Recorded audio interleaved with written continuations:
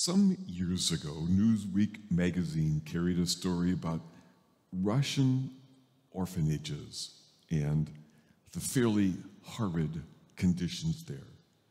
The article describes this sweet moment, which came from an encounter that two American aid workers had with a group of children in one of the orphanages. It was nearing the Christmas season, and they wanted the children to hear the Christmas story, something none of them had really ever heard before. So they described it, how Mary and Joseph made their way to Bethlehem, and how when there was no room in the inn, they found a stable, and the child Jesus was born in a manger and visited by shepherds and magi, and the children listened attentively, they said. Then they invited the children to make their own little miniature nativity sets, so to speak, with the bits of cloth and paper that they had brought with them.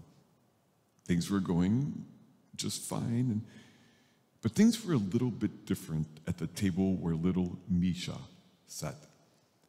Misha, who looked to be about 6 years old, instead of placing one image of the infant Jesus in the manger, had placed two. And when they asked him why he had two in there, through a translator, he said this: "And when Maria laid the baby in the manger, Jesus looked at me and asked if I had a place to stay. I told them I have no mama and I have no papa, so I don't have any place to stay. Then Jesus told me I could stay with him.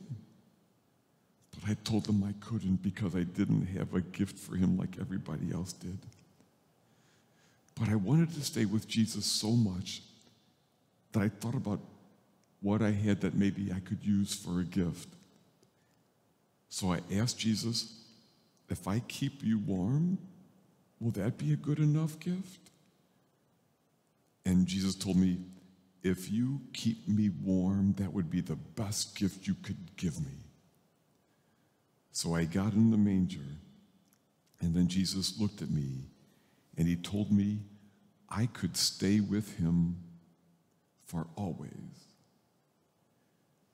And when he was finished telling his story, little Misha put his head on the table, and as he sobbed, his shoulders shook.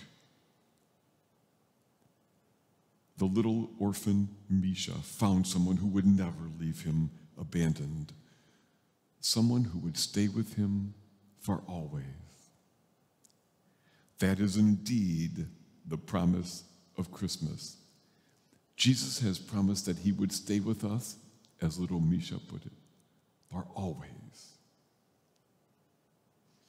Today's Epiphany Gospel tells us this beautiful story of the Magi bringing their gifts. Without it being mentioned, there's certainly much difficulty and danger on that journey. It's filled with great symbolism and also replete with great goodness. But while today's gospel begins in Bethlehem at the birth of Jesus, it's prepared to meet us there and then take us beyond that place and beyond that time to this place and this time. We sometimes forget that we do not simply celebrate something that happened some 2,000 years ago. Rather, the star that hovered over Bethlehem hovers over us now. You see, when Jesus became one of us, he came to stay for always. Jesus has made a home in every moment and in every place, in every moment and every place. Now we sit at the dawn of a new year. If we look back, none of us could have predicted much of what this past year held, really. Who could have predicted what we've experienced globally or nationally or personally? I don't think I need to name any of those examples. Probably most of us are still a bit shell-shocked, right? And we have experienced enough to know that we do not know what this new year will hold. Some are hopeful about the chance of a new beginning. Some are discouraged, some profoundly discouraged. Many are frightened or anxious. There's just so much that we don't know. Yet in everything that you and I experienced this past year, was not Jesus also there somehow? I mean, aren't we ultimately okay?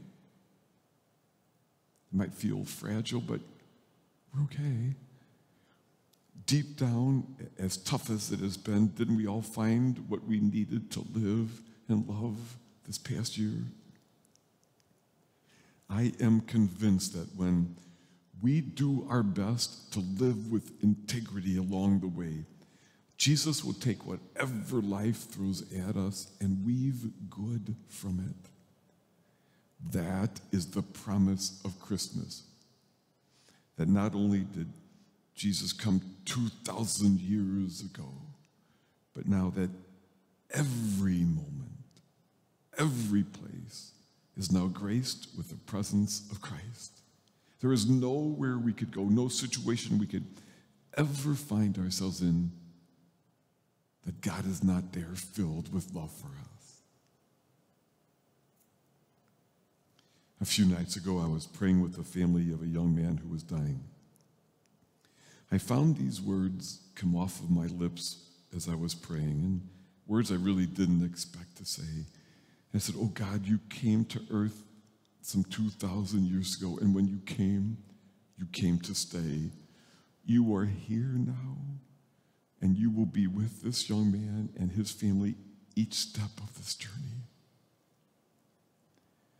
And as I wiped away my tears, they were for sadness, the sadness of this family's painful goodbye, but they also came from a place of hope.